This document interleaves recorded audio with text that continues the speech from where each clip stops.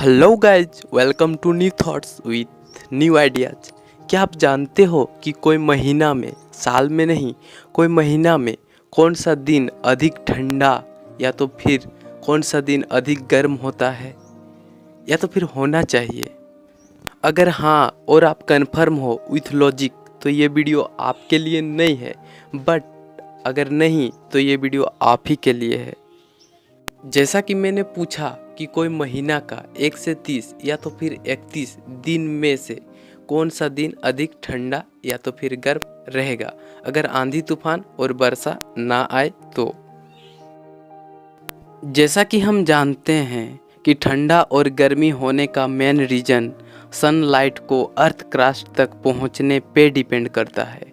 अगर सनलाइट को एटमॉस्फेयर में ज़्यादा डिस्टेंस ट्रैवल करना पड़े तो ठंडा होता है, बट अगर सनलाइट को वायुमंडल में कम डिस्टेंस ट्रैवल करना पड़ता है तो गर्मी होता है। क्या आप जानते हो कि बिल्कुल यही थ्योरम महीना में भी अप्लाई होता है, एक क्लॉक के फॉर्मेट में, यानी टेम्परेचर कम से अधिक और अधिक से कम में। जैसा कि हम जानते हैं कि कोई एक शहर का टेम्परेचर ठंडा के दिन में 5 डिग्री और गर्मी के दिन में 45 डिग्री तक हो सकता है। बिल्कुल यही थ्योरम कैसे काम करता है कोई एक महीना में, चलिए जानते हैं इस वीडियो में। इसके लिए हमें जानना पड़ेगा गैसियस टाइड्स के बारे में, यानी वायवीय ज्वार के बारे में, जो समुद्र में नहीं आता है, एटमॉस्फेयर में, जिसके वजह से वाटर का लेवल नहीं बढ़ता है, एयर का लेवल। यही एयर लेवल्स निर्धारित करते हैं कोई एक महीना के दिन में टेम्परेचर डिफरेंस, यानी कौन सा दिन ठंडा रहेगा, कौन गर्म और कौन क्लाउडी, यानी बादल से घिरे। जैसा कि हम जानते हैं कि मून के अट्रैक्शन के वजह से मून के तरफ और उसके ऑपोजिट में समुद्र का वाटर का लेवल बढ़ जाता है और उसके 90 डिग्री में घट जाता है, और समुद्र और मून के तरह क्रिएट होता है टाइड्स। ठीक उसी ही तरह एटमॉस्फेयर में भी क्रिएट होते हैं एटमॉस्फेरिक टाइड्स और गैसियस टाइड्स। जैसा कि हम देख सकते हैं इस फिगर में कि एयर का लेवल मून के तरफ और उसके ऑपोजिट में काफ़ी अधिक है और इसके 90 डिग्री में काफ़ी कम, ड्यू टू मून्स अट्रैक्शन।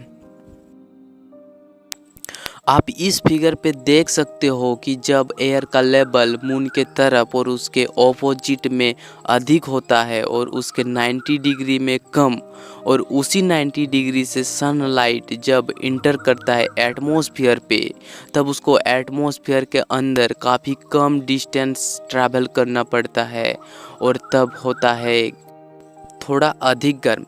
इस फिगर में ध्यान देने वाला बात यह है कि इस वक्त मून सन और अर्थ से 90 डिग्री में एग्जिस्ट करता है और इसी वक्त अर्थ से मून का आधा ही अंश दिखता है, यानी, और इसे कहते हैं हाफ मून डेज।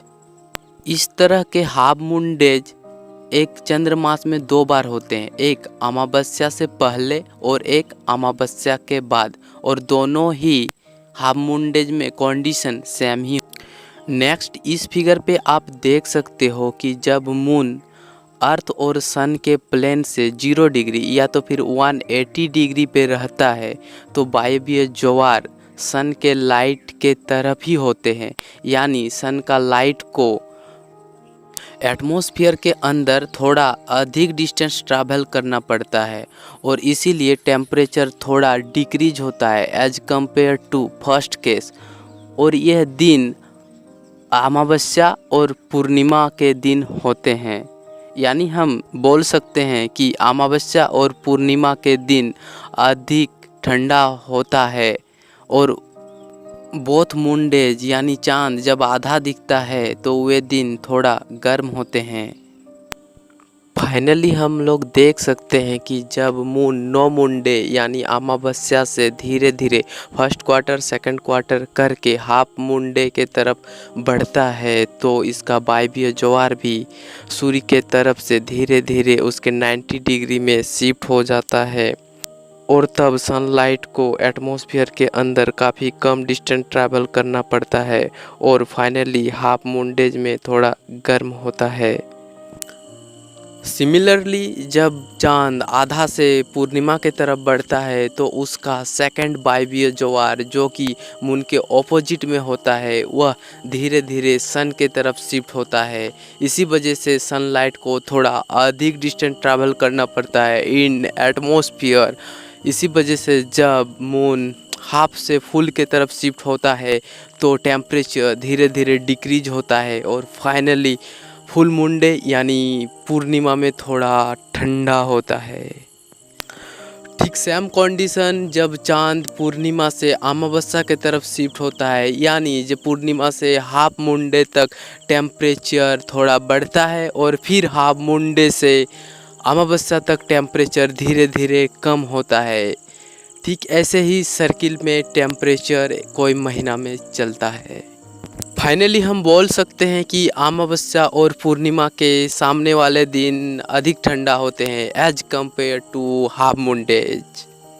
आप इस एक्सपेरिमेंट को ऐसे प्रूव कर सकते हो। आपको सिर्फ टेम्परेचर डिफरेंस निकालना है जब चांद आधा दिखे तब और जब पूरा दिखे तब या तो फिर नहीं दिखे तब आपको मिनिमम टेम्परेचर डिफरेंस मिलेगा 2 से 3 डिग्री सेंटीग्रेड तक, जो कि बहुत बड़ा है। उस एक्सपेरिमेंट से जो अमेरिकी विज्ञानी द्वारा निकाला गया था सैटेलाइट्स के मदद से उसमें टेम्परेचर डिफरेंस निकला था 0.02 डिग्री। बाद में फिर वही एक्सपेरिमेंट किया गया 51,200 जगह पर, तब टेम्परेचर डिफरेंस निकला था 0.2 डिग्री। तब उन्हें इस कॉन्सेप्ट के बारे में मालूम नहीं था, इसलिए वे टेम्परेचर डिफरेंस निकाले थे पूर्णिमा में और हाफ फर्स्ट क्वार्टर में यानी जब चांद पहली बार दिखा हो तब और पूर्णिमा के दिन। अकॉर्डिंग टू दिस कॉन्सेप्ट आप देख सकते हो कि दोनों ही केस में यानी पूर्णिमा के दिन और चांद जब पहली बार दिखा हो तब सनलाइट को अधिक वायवीय ज्वार के अंदर से गुजरना पड़ता है, इसलिए टेम्परेचर डिफरेंस काफ़ी कम निकलता है। अगर इस एक्सपेरिमेंट को फुल मून डेज और हाफ मून डेज में किया जाता तो टेम्परेचर डिफरेंस 3 डिग्री तक निकलता, जो कि आप खुद एक्सपेरिमेंट कर सकते हो। मैं उस एक्सपेरिमेंट का समरी लास्ट में ऐड कर दूंगा। अमावस्या और पूर्णिमा में आकाश में बादल छाए रहने की संभावना 90% तक अधिक होता है, इसीलिए कोई महीना में दूसरा कोई दिन में बादल छाए रहे या नहीं, अमावस्या और पूर्णिमा में छाए रह सकते हैं। आप नेक्स्ट अमावस्या या पूर्णिमा में देख सकते हो। भाई इस न्यू कॉन्सेप्ट के लिए एक लाइक तो बनता है ना। मैं इस चैनल में ऐसी न्यू जानकारियाँ अपलोड करते रहता हूँ। अगर आपको नई जानकारियाँ अच्छी लगती हो तो ये चैनल आपके लिए है, इसे सब्सक्राइब कीजिए और फर्दर अपडेट्स के लिए नोटिफिकेशन बेल को ऑन कर